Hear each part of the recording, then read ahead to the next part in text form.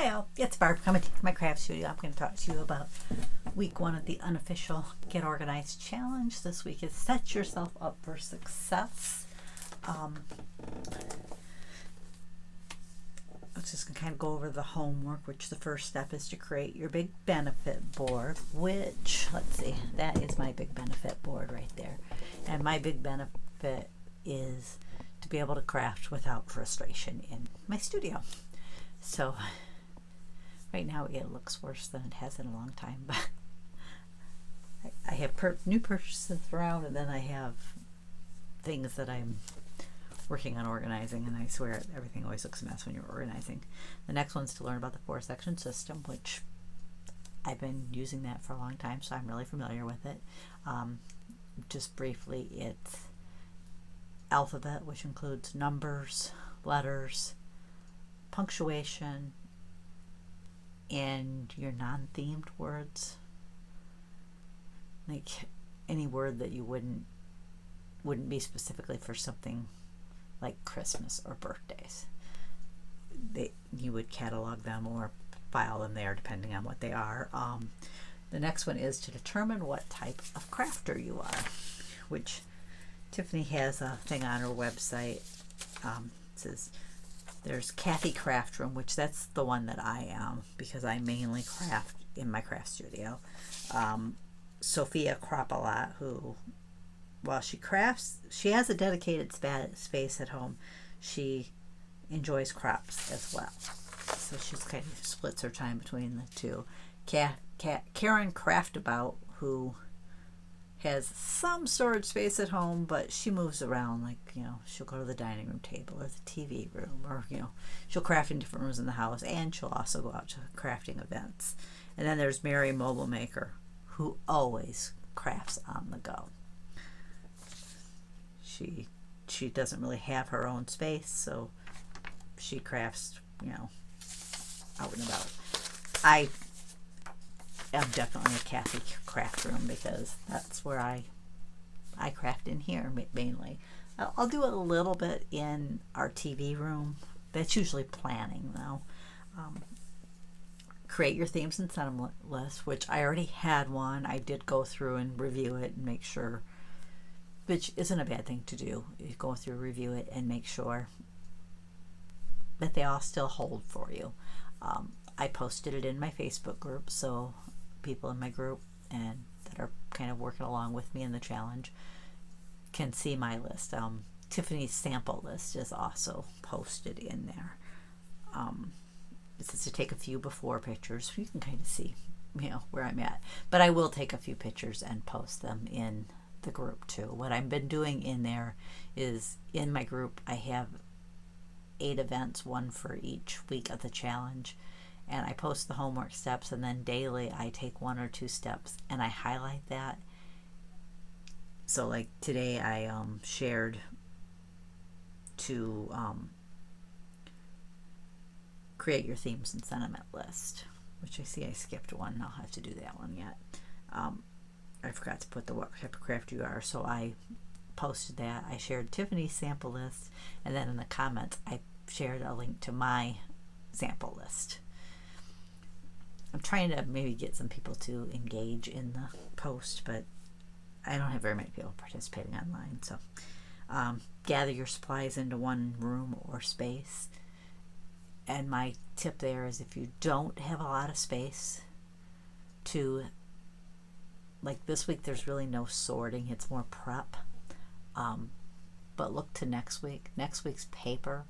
So maybe try to gather your paper together that's not organized, so that next week when we do paper, it's all right there for you.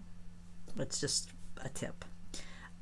Set your purge goals. Have a purge box. This is my purge box. I put anything I decide as I come across it in my craft room goes right in there. You should, even after the challenge, always have a purge box. That way, if you're crafting and you find something you're like, I'm never going to use this, put it in the box.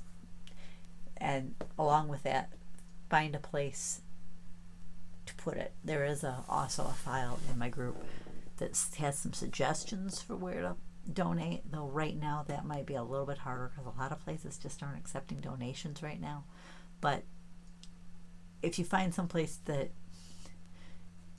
you feel good about donating, you know it's a, you know, somebody who really used them and enjoy them, it makes you feel better about letting go. So evaluate your space for visibility and accessibility and make any necessary changes. Basically, Tiffany suggests surrounding yourself with your supplies. If you could make your space into a U-shaped, kind of what I've done here, which I have to say, I love this. I love that I have workspace on all sides of me. I kind of have certain areas dedicated to different things, but you wouldn't have to do that. And keep your supplies surrounding you, and try to keep what you use most closest by you. So, you know, those tools that you always use, have them nearby. A lot of my tools that I use a lot, because I've discovered, you can't tell it right now because there's so much on my desktop, but I really don't like a lot of stuff on my desktop. So that's one reason I invested in Tiffany's carts. So I have one cart that I load with my favorite tools, and when I craft, I can just pull that cart out and set it next to me, and they're right there. I have another cart that's just loaded with adhesives that I can do the same thing with. Create an organized only area. Don't overthink this one.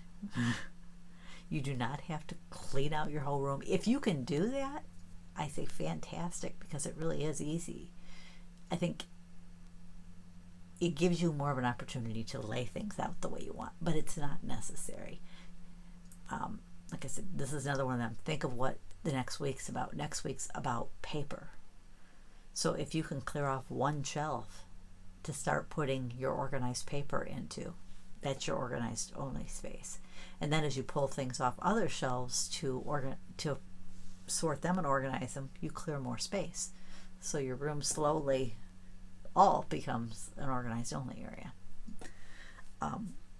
Create a what did you do today workbook. Which she calls it a widget. What would you do today notebook. I don't create a separate notebook for that. I have one of these Happy Planner note things that I dedicate to my Get Organized challenge, and I kind of do a combo of that. I write down what I want to do, and then I also write what I've accomplished, and that's what she's saying is, you know, if you can write down one thing you accomplished today. But if you're a planner person, like in the Happy Planner, there's 3 sections. One of those sections you could make your what did you do today section and just write down something you accomplished today, even if it's just really minor. Like, okay, I put away the supplies I used today. There. I organized an inch of paper, whatever. Join the Get Organized group on Facebook if you use Facebook. It's one of my favorite groups on Facebook. There's very little drama. I was a little bit worried when they joined with Crafter's Companion because it's a lot bigger thing, and we did get some new people, and we did have a little bit of that when they first, you know, started promoting it in the Crafter's Companion group, and that quickly died down. I think those people just realized they aren't going to put up, because all of us are like, no, this doesn't belong here. So it's one of my favorite groups, and it's mainly just a lot of really helpful people. It's a place to ask questions about, okay, sometimes somebody will put up a supply, I said, and the answer usually becomes, how did you plan to use that? I mean, and it's okay to ask people for suggestions about where would I file this, but remember, ultimately, it has to be how you think. Here's a for instance. The breast cancer, the awareness ribbons, I file those in family because I have an illness that has a ribbon. I had an aunt die of breast cancer. So that ribbon, when I think of that, I think of family. So that's why it goes in family for me. I do cross-reference them in health now, but you have to go with how you think of them, because a lot of people may not see a awareness ribbon and think, oh, family. I happen to. So it really has to be how you think. Go public, even if it's just a post on Facebook saying, I'm going to try to get my craft supplies organized. Because what happens is sometimes people will ask you how you're doing with that, and you want to be able to respond, oh yeah, I'm still working on that. I'm doing good. I'm making progress, or or if you have to be, you're being honest. You might have to say, oh well, I really haven't had much time to do that recently. So, but I'm going to get back to it, or whatever. Just something just to hold yourself accountable. That's kind of what I'm using my YouTube channel and my Facebook group for, is I'm holding myself accountable to getting this done. Post a progress post on Facebook. During the official challenges, they give out prizes. I'm toying with that. I have some things in my purge box that are pretty much new.